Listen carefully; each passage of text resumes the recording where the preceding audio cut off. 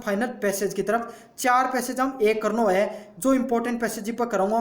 कौन सा importance of newspaper, new education policy, ठीक है, अनएम्प्लॉयमेंट इन इंडिया और इंफॉर्मेशन टेक्नोलॉजी। तो उन सबसे संबंधित मैं थाना सारा ऐसे और पैसे लिखना सिखाऊंगा।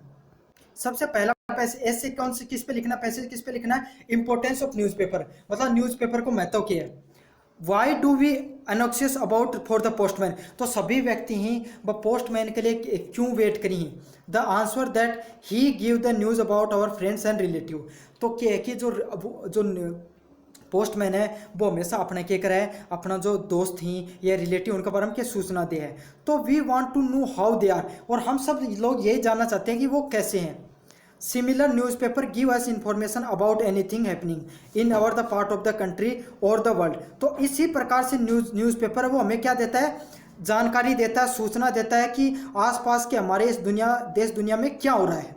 With the advance of the science the world has been become very small, जैसे जैसे दुनिया बढ़ती जा रही है ये दुनिया अब छोटी नहीं रही है, मतलब दुनिया बड़ी बड़ी हो गई है, मतलब अब हर चीज़ के बारे में अपना जानकारी मिलती रहे।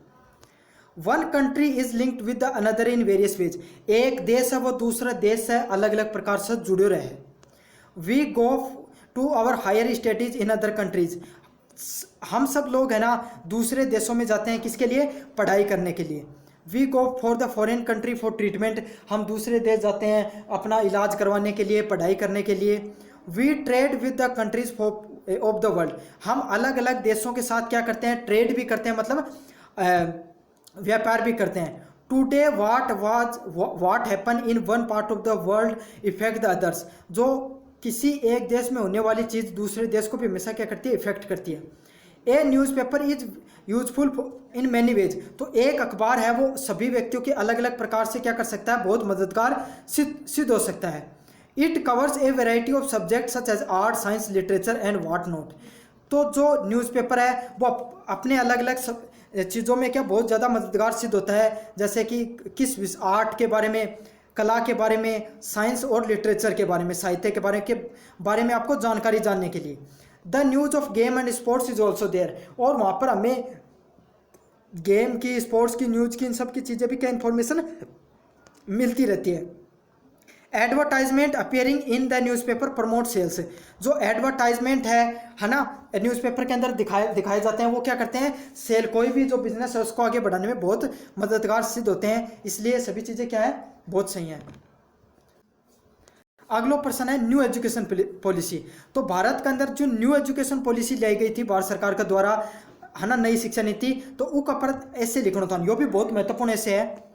अगला प्रश्न है the new education policy aims to universalise the primary education and offer special emphasise on the attainment foundation literacy, तो जो नई शिक्षा नीति है ना बाकी है कि जो प्राथमिक शिक्षा, जो छोटा बच्चा की शिक्षा है ना ऊपर बहुत ज़्यादा जोर दिया है, ठीक है, और फाउंडेशन ऑफ लिटरेसी, साथ के साथ भारत का अंदर जो साक्षरता दर है उन बढ़ाने पर भी बहुत ज़्यादा क्या दे रहा है, जोर दिया गया है। In the all aspects of primary school secondary school by 2025, तो 2025 तक भारत का अंदर प्राथमिक व जो सेकेंडरी एजुकेशन है सभी प्रकार की स्कूलों के है कि बढ़ावा देने के लिए कार्य करे गए हैं। A platform of reforms will be recommended at the school level, तो जो स्कूलों में ना एक बहुत ज़्यादा बदलाव की ज़रूरत है, क्योंकि अब थानबेरन जो पहले की शिक्षा नीति वो बहुत पुरानी हो चुकी थी, अब भारत में नई शिक्षा नीति में क्या कि चेंजमेंट करने की जरूरत थी ताकि बच्चा ही बच्चे की क्वालिटी एजुकेशन ले सके।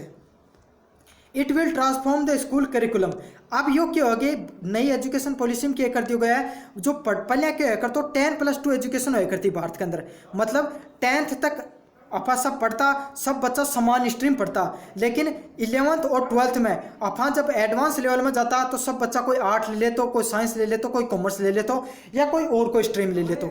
लेकिन अब है ना, अब इन क्या बांट दिया है 5+3+3+4, मतलब पहले 5 साल की प्राइमरी एजुकेशन, फिर आंगनबाड़ी एजुकेशन, फिर प्राइमरी एजुकेशन, फिर मिड एजुकेशन और फिर सेकेंडरी एजुकेशन, तो 5+3+3+4 एजुकेशन टर्म में बांट दिया गया है। Where student are in the gap of 3 to 18 student. मतलब जब बच्चा 3 साल का होगा तब वह आंगनबाड़ी के अंदर रहेगा और कितने साल तक रहेगा, 5 साल तक वहाँ पे पढ़ाई करेगा। विल बी ऑफर्ड एजुकेशन, और वहाँ पर क्या मिलेगी आपको, शिक्षा मिलेगी। It will reform our traditional way of examination and the assessment system. और ये सब जो नई शिक्षा नीति में जो बदलाव करे गया है, जो अपना जो शिक्षा प्रणाली है या परीक्षा प्रणालियों में भी बहुत बड़ा बदलाव देखने मिला है। तो अब ये जो एजुकेशन पॉलिसी में चेंज आई वजह में तो थर्ड सेमेस्टर सिस्टम लागू हुआ है। It will arise the awareness among the masses to invest in education. और यह बहुत जो लोग हैं उनके अंदर जागरूकता फैलेगी ताकि वह क्या कर सकें, एजुकेशन शिक्षा ले सकें और तकनीक को प्रयोग कर सकें और जो ट्रेनिंग, जो रोजगार के लिए ट्रेनिंग ले सकें, हर सब चीज़ों के लिए। ठीक है, अगला पॉइंट क्या है, the curriculum load in each subject will be reduce. पहले के थो जो पहले की शिक्षा नीति थी उसके अंदर के थो पढ़ाई मना ज़्यादा के किताबी ज्ञान ज़्यादा थो, और जो नीतिगत शिक्षा थी या काम से रोजगार से संबंधित शिक्षा बिल्कुल कम थी। तो अब क्या करेगा नई शिक्षा नीति में, किताबी ज्ञान तो करेगा कम और क्रिएटिव और एनालिटिक लर्निंग, मतलब रचनात्मक जो शिक्षा प्रणालियों में बढ़ावा दिया गया है। The new education policy revise and revamps all sector of the education structure। तो जो नई एजुकेशन पॉलिसी है ना, बस सारा का सारा सेक्टर ही, सारा का सारा क्षेत्र ही उन्हें क्या करेगी, रिवाइव करेगी। A system aligned with the aspiration goal of 20th century. और जो नई एजुकेशन पॉलिसी है वो 21वीं शताब्दी से संबंधित बच्चा के अंदर जो तकनीक है, जो संस्कृति है, साहित्य है, बस सब चीज़ क्या करेगी, प्रमोट करेगी, उन्हें बढ़ावा देगी। It aim to integrate the education with technology through multiple initiative. और ये जो टेक्नोलॉजी है इसको के उद्देश्य है कि जो अलग अलग चीज़ें हैं उनको बढ़ावा देना। Text book quality, E content and e learning, मतलब क्या है, टेक्नोलॉजी के साथ, माध्यम के साथ पढ़ाई करना, ये जो यह शिक्षा है इसको मुख्य उद्देश्य है। It will rule out the establishment of primary school in every part of our school country. और इसको मुख्य उद्देश्य है कि भारत का हर क्षेत्र के अंदर क्या कि प्राइमरी स्कूल खोले जाए। अब अगलो है वो कौन सा है, अनएम्प्लॉयमेंट, बेरोजगारी। ठीक है, अनएम्प्लॉयमेंट इंडिया, भारत में बेरोजगारी। तो क्या है, unemployment is the greatest and the largest existing problem in our country. तो भारत के अंदर इस समय जो सबसे बड़ी समस्या कौन सी है, बेरोजगारी है। It has been the cause of for all several governments. और यह भारत की जो सारी सरकार है ना, उनका सामना सबसे बड़ी चुनौती पेश कर रही है, मतलब सबसे बड़ी समस्या है। Unemployment is the source of anger in the youth of your country. तो भारत की जो यूथ है, युवा, सबसे बड़ा युवा देश है भारत, अनबेर है, उनके बीच में आक्रोश है क्योंकि उन लोगों के कौन मिल रहा है, रोजगार कौन मिल रहा है। Youth is the salt of the nation. तो यूथ है ना, बस सभी लोग के ही भारत को एक रीढ़ की हड्डी ही, the salt lose its flavour with when the things of the nation will be saltage. और जो रीढ़ की हड्डी भाई क्या है कि भारत में अनएम्प्लॉयमेंट, बेरोजगारी का कारण क्या है कि कमजोर होती जा रही है। If the youth of a country remains angry and frustrated. अगर भारत को जो युवा लोग हैं, युवा बच्चा हैं, अगर वह गुस्सा में रहेगा या फ्रस्ट्रेट रहेगा या डिप्रेशन में रहेगा, तो हाउ वी कैन प्रोग्रेस। तो भारत देश है वो आगे कैसे बढ़ेगा। The last governance at the centre. Bharat में जो सेंटर के अंदर केंद्रीय सरकार थी, नेशनल डेमोक्रेटिक अलायंस इंट्रोड्यूस सच प्रोग्राम। तो भारत का जो एनडीए, जो बीजेपी गवर्नमेंट थी, उनको जो अलायंस है, नेशनल डेमोक्रेटिक अलायंस है, उनके द्वारा क्या करे गए, बहुत सा है कि स्कीम और प्रोग्राम लॉन्च किया गया। Would generate enough new employment opportunities, क्या है कि नई रोजगार के उत्पन्न हो सकें। But it enhance the age of retirement from 58 to 60 years. क्या करेगा, सबसे जरूरी चीज़ क्या करी गई, जो रिटायरमेंट की एज थी वह 58 साल से बढ़ा के कितनी कर दी गई, 60 कर दी गई। It lesson the opportunity in getting the employment in the government department at the sector. लेकिन इस चीज़ को नुकसान क्यों गो कि जो गवर्नमेंट सेक्टर के अंदर जो एम्प्लॉयमेंट मिला करतो ना, वो कम हो गो, क्योंकि अब 2 साल और लोग चाहेगा रिटायरमेंट होने के लिए, तो इससे कि कम लोग रिटायरमेंट लेंगे तो नए लोगों की नियुक्ति कहीं होंगी। On the other hand, the Congress government in Rajasthan reduced the age of retirement from 60 to 85। उसका दूसरा तरफ जो कांग्रेस की गवर्नमेंट थी क्या करे गए तो 60 साल पर उम्र थी, उन्हें 58 साल कर दी थी रिटायरमेंट की। But in course of economy drive in government departments the unemployment opportunity the state of Rajasthan could be increase. मतलब सिर्फ भारत की जो अर्थव्यवस्था है ना सरकारी प्रणाली या सरकारी नौकरियां पर निर्भर नहीं करना चाहिए, और जगह भी सरकार के उद्योगान बढ़ावा देना चाहिए। So the problem of unemployment not be solve. तो इस तरीका से कि भारत में जो बेरोजगारी की समस्या पर बढ़ती जा रही है और सोल्व को नहीं हो रही है, rather it expanded it mouth, धीरे धीरे क्या है कि अब बढ़ती ही जा रही है because of the increasing population in the state. और धीरे धीरे क्या कि जैसे जैसे भारत की जनसंख्या या देश की जनसंख्या, राजस्थान की जनसंख्या बढ़ती जा रही है, बेरोजगारी बढ़ती जा रही है क्योंकि नए नए युवा भारत के अंदर आता जा रहे हैं। If there is a wish to solve the problem of educated unemployment, मतलब पहले अनएम्प्लॉयमेंट बेरोजगारी एक बहुत बड़ी समस्या थी, अब पढ़ा लिखा लोगों के बीच में बेरोजगारी एक बहुत बड़ी समस्या है। It is necessary that the youth should be training through the vocational education.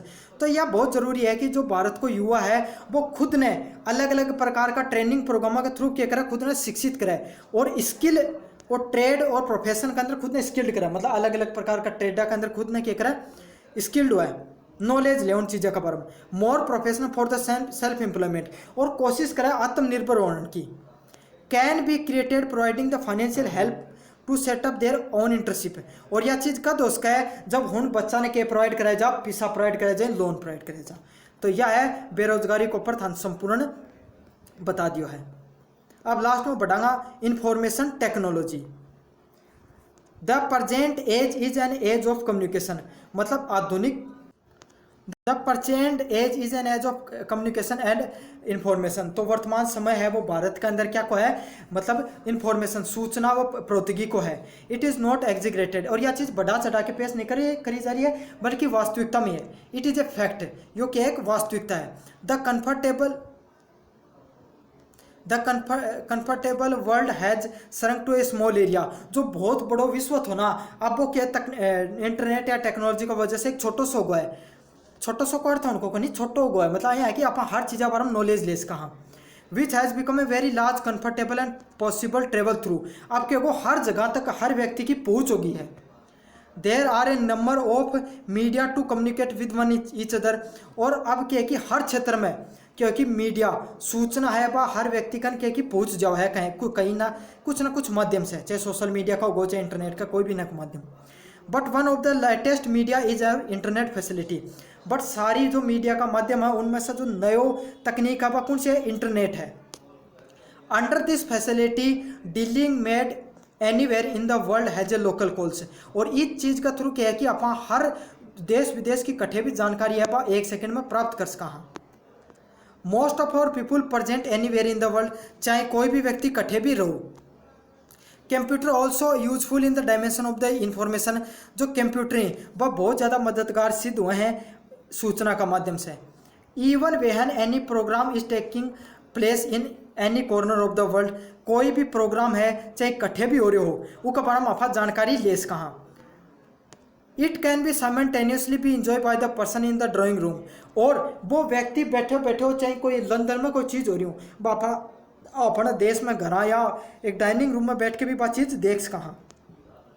Every day new innovation are taking place with new improves. धीरे हर रोज़ भारत के अंदर एक नया प्रकार का इनोवेशन, नई प्रकार की तकनीक आ रही ही, नई चीज़ें उभर के आ रही। Due to the fast growing of communication there were be different positive developments. क्या कि धीरे धीरे जो कम्युनिकेशन है यो आगे बढ़ता जा रहा है, इसका कारण क्या है बहुत सी पॉजिटिव डेवलपमेंट हो रहे हैं, बहुत सी सकारात्मक मौका मिल रहे हैं लोगों ने आगे बढ़ने का। Work and business almost all the field have touch the new Heights. काम और जो बिजनेस हैं उद्योग हैं वह हर रोज एक नई हाइट छू रहे हैं। It was facilitated the globalisation. और धीरे धीरे क्या कि सारी चीज़ ग्लोबलाइज होती जा रही है, मतलब पूरी दुनिया में वैश्वीकरण या पूरी दुनिया तक फैलती जा रही है। The use of telephone with visual is not far of. अब जो टेलीफोन है ना वो भी क्या होगी ऑनलाइन, मतलब एक विजुअल को रूप, वास्तविकता का रूप ले लिया जिन वीडियो कॉल बोला था। One can surely say the information technology has a revolutionised. तो इस चीज़ से अपाया कैसा जो सूचना प्रौद्योगिकी है ना वह क्या रिवोल्यूशनाइज्ड है, मतलब एक क्रांतिकारी बदलाव लाया है पूरी दुनिया के अंदर। Almost every field of the human life, वह हर व्यक्ति हर वुमन है हर आदमी है उसकी ज़िंदगी में एक बहुत बड़ा बदलाव करियो है। Undoubtedly the information technology would be coming generations. आने वाले समय में जो टेक्नोलॉजी है तकनीकी है वो बहुत बड़ा योगदान देगी सभी लोगों की ज़िंदगी में। धन्यवाद। यो तो पूरा मॉडल पेपर सारों के सारों मॉडल पेपर में थाने बता दियो। धन्यवाद।